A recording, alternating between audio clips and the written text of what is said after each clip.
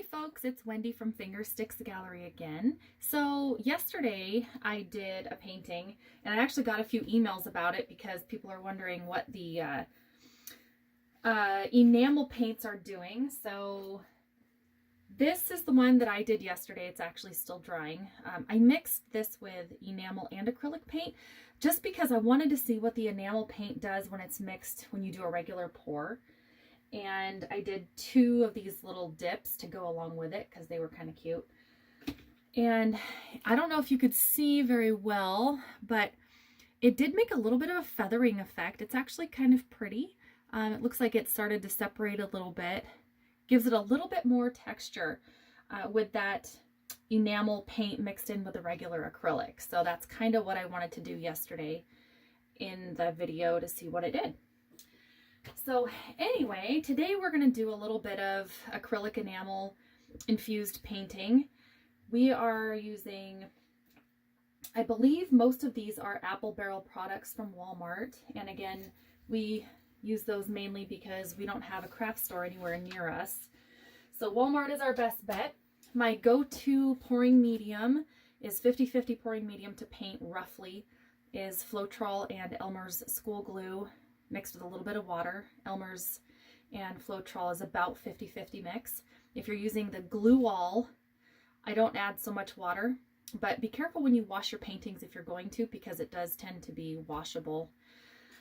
So today for the enamel infusion, I just wrote acrylic enamel on the bottle, put it back in the Elmer's bottle because it's super easy to infuse your paintings with if you have that little nozzle, and you can kind of infuse with the enamel a little bit.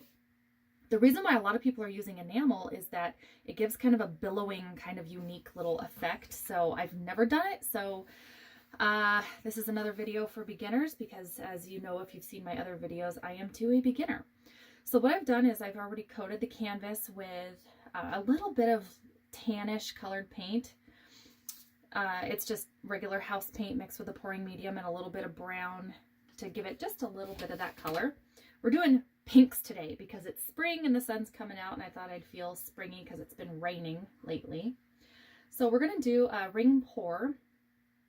So we're going to see how that works. So we're going to start with, we'll probably do the bright pink.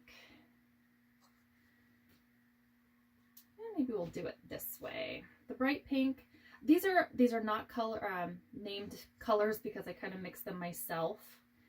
And little paint boogers there. And then this is the acrylic, or excuse me, the enamel. Then this peachy color. And again, these are mixed roughly 50% pouring medium to 50% paint. I think, actually, we're going to do a little more enamel. It might be a little bit on the thin side, but I really want it to flow easily. So every once in a while, we're just going to throw in a little bit of that enamel. So the enamel, and this is my very first time ever doing this ring pour with the enamel. Hopefully it's going to kind of give like a billowing kind of cloudy effect coming up through the paint. We'll see. I don't really know how this is going to work. Finish it off with a big old glob of that. Oh, maybe a little bit more of you. Okay. All right, so maybe we'll do 3 different ring pours and then just kind of move it around and see how it works. And sorry if you can't see this, but really I'm just going to hold it a few inches up off the canvas. I'm going to try to keep as steady as I can.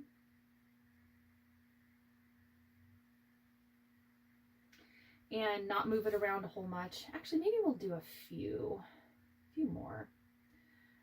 So as the color comes through the paint, they're going to be all just a little tiny bit different shades. So that one's going to be mostly peach, I think. And if you don't like it, you can always tip it off.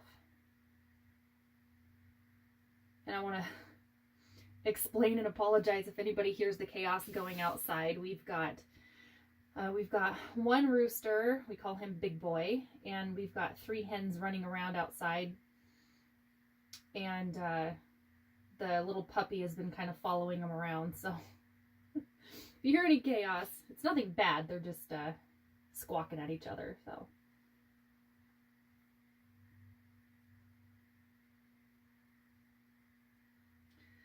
Okay, and honestly, I'm not really liking the fact that we don't have a lot of white coming through. I think, and honestly, what I really think is going on, I think that the enamel is sinking to the bottom, so that's why we're not getting a whole lot of enamel. So I just added just a little bit to the top because I think it's really sinking to the bottom.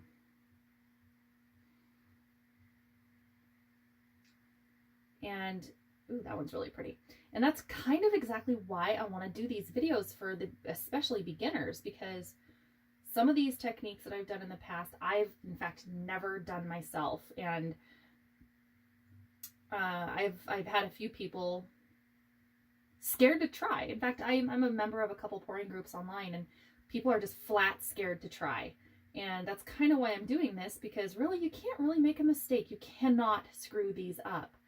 If something doesn't work the way you wanted it to, or it's not as pretty like you wanted it to be, doesn't mean somebody else isn't going to absolutely love your painting. And you know what? If you want to reuse that canvas and start again, that is absolutely fine. There is nothing wrong with scraping the canvas and starting again. Honestly, there's nothing wrong with that. I can't tell you how many canvases I've scraped. I still do. I've scraped a lot of them. So I was only going to do 3 or 4 little pours, but you know what? Things change when you're pouring. And always, you know, even if you're not a beginner, you'll come to the realization that sometimes if you plan on something, it doesn't always work out or go the way you want it to. So change it up a little bit. Okay. While we're letting that kind of sit there for a second, there is no oil in any of these. I don't put any silicone oil in the ring pours unless you really want those cells to come up and look kind of crazy, because we're going to torch it anyway to pop the bubbles. And see the whole bunch of little bubbles in here. Those are going to make some cells, which is fine, but I just more or less wanted to see what this enamel is going to do. The enamel, oh, I'm sorry, I lied to you. The enamel is actually folk art enamel.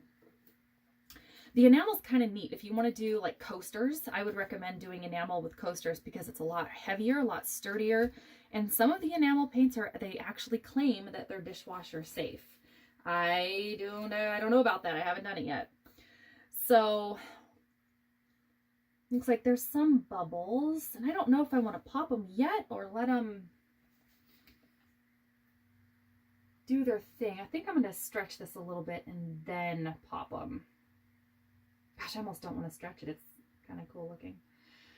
So ring pours are kind of cool. I've never had the best luck doing them because they always turn out really muddy, but I think the ratio isn't perfect with these paints. I think the straight acrylic paints is a little bit thinner than the enamel.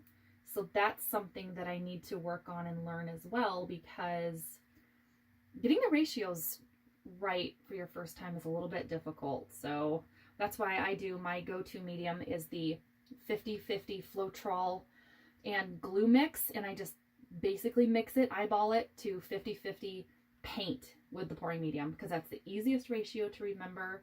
And as you go along, you're going to realize that some of the other colors are going to take a little bit more water. Some of the darker, I have a hard time with the blue. Dang it, I think it's the apple barrel blue. Sometimes that sucker can be a little bit thick. So I end up adding water. So this isn't as cool as I've kind of wanted it to be, but you know, I might actually turn this into an Easter pour, because Easter's right around the corner. And I'm just gonna dab some of the paint that didn't quite make it over the corners.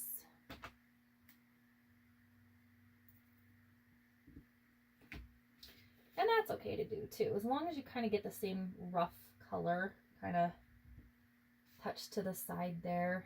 It should be okay. Okay. So apparently from what I've seen online, it takes a little bit for that enamel paint to kind of pop up and do the billowing effect, but And it is actually kind of making little billows. I'm pleasantly surprised. These colors that I'm using are so close together though that if you want to do this, you might want to pick some more contrasting colors. So I'm going to torch it. This is my big go-to torch. We do a lot of torching and pipe repair, so I use this big sucker. It's really easy. A lot of you have problems with the smaller ones having a safety on it. These guys last forever and they don't have a darn safety. You just turn on the gas and hit the igniter. No safeties to worry about, but always have a fire extinguisher.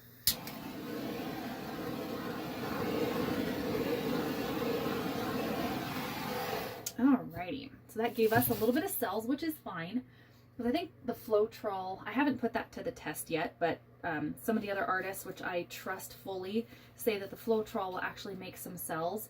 But in reality, if you mix your paints a lot and they have a ton of bubbles, like I don't know if you can see the bottom of my cup, ton of bubbles in that. If you want to torch that a little bit or let it sit after you mix it, then those bubbles won't have a chance to make those cells. So if you don't like cells, make sure that your paints sit a little bit and they don't have any bubbles in them. So I'm thinking this might almost be a failed pour because that enamel was so much heavier and it sunk to the bottom. So not seeing any white rings in there. So anyway, it was a good project.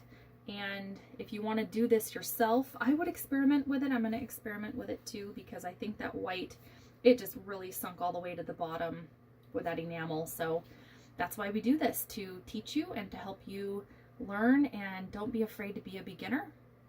Thank you so much, and we'll see you next time.